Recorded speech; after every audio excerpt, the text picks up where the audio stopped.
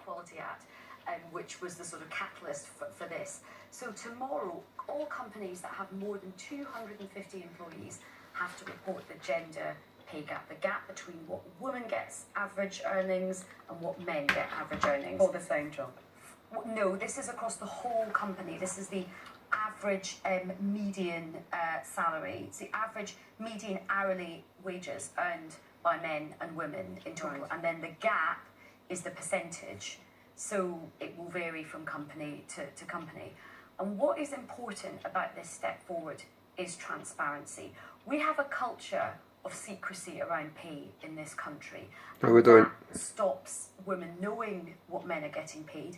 And also it opens up a conversation, because if there's a very, very large gender pay gap, what it tells you is that the people who are earning lots of the money at the top of the company tend to be men, and it tends to be women who are doing the more low-paid jobs. And then that opens a conversation about how you try and promote more women to get into those senior roles. No, I get all of that. I just wondered whether it would be more helpful if it sort of showed the difference between men and women doing the same job.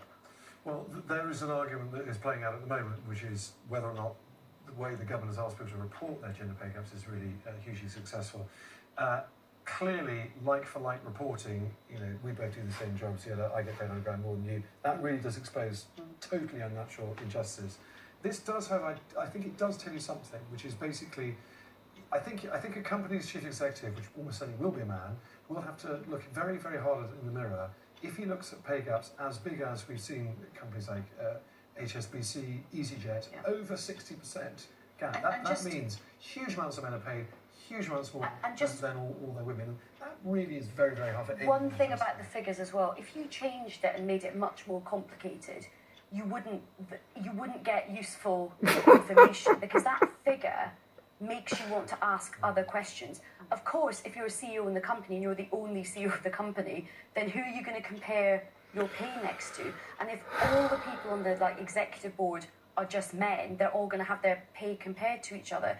So it doesn't tell you where women are in a company, and that's what makes it interesting. It's a starting point, isn't it? Yes, for a conversation. And now, we should also say that the Prime Minister has written to the Daily Telegraph tomorrow. Kate McCann, their excellent, aspiring senior political correspondent, has written up the story.